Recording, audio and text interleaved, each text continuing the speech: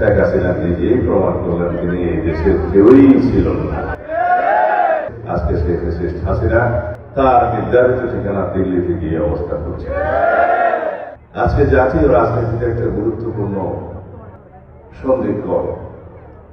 বাংলাদেশ প্রকৃতপক্ষে একটি শক্তিশালী গণতান্ত্রিক বাংলাদেশের রূপান্তর হবে। বাংলাদেশ শক্তিশালী গণতান্ত্রিক রূপান্তরের সন্ধিক্ষণে দাঁড়িয়ে আমরা আগামী জাতীয় সংসদ নির্বাচনের জন্য অপেক্ষা করছি। আশা করি এই সপ্তাহের মধ্যেই আগামী নির্বাচনের তফসিল ঘোষণা করবে নির্বাচন কমিশন। আমরা যেটুকু জানি, আগামী ফেব্রুয়ারির প্রথমার্ধে ইনশাআল্লাহ বাংলাদেশের এই ঐতিহাসিক বাংলাদেশের পরিবর্তনের সূচনাকারী জাতীয় সংসদ নির্বাচন অনুষ্ঠিত হবে।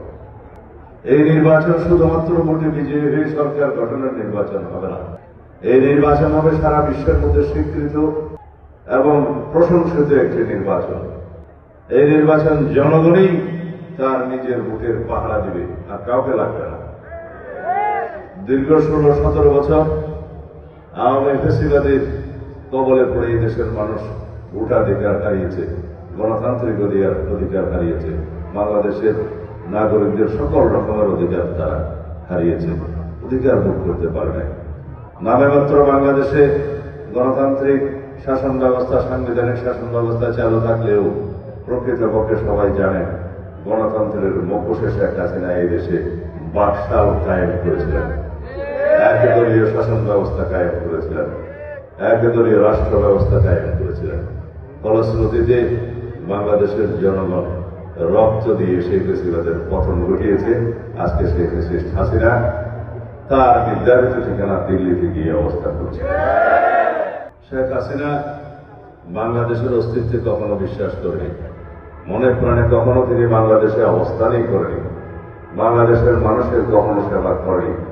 তারা শুধু সেবাদাস হিসাবে এবং একটি পার্শ্ববর্তী দেশের সেবাদাস হিসাবে বাংলাদেশে তারা ক্ষমতায় অধিষ্ঠিত ছিল, এই দেশের সম্পদ পাচার করার জন্য, এই দেশকে করত রাজ্যে পরিণত করার জন্য। সেটা বাংলাদেশের মানুষ দেখেছে, প্রমাণিত হয়েছে এবং গণ-অভ্যুত্থানের মাধ্যমে পলায়ন করার পর শেখ হাসিনা নিজেই প্রমাণ করলেন তিনি এই দেশের কেউই ছিল না। তো সবসময় স্মরণ রাখি, কৃতজ্ঞ থাকি এই যে আমার অনুপস্থিতিতে, আমি যখন কারাগারে বন্দী ছিলাম তখন আপনারা আমার সহধর্মিনীকে আমার চাইতেও বেশি ভোটের ব্যবধানে বিজয়ী করে সংসদে পাঠিয়েছিলেন। কি করে ভুলি? সারা জীবন কৃতজ্ঞ থাকবো, শেষ নিঃশ্বাস থাকা পর্যন্ত আপনাদের এই ভালোবাসার প্রতিদান দেওয়ার চেষ্টা করব, যদিও রক্ত দিয়েও আমি এই প্রতিদান শোধ করতে পারবো না।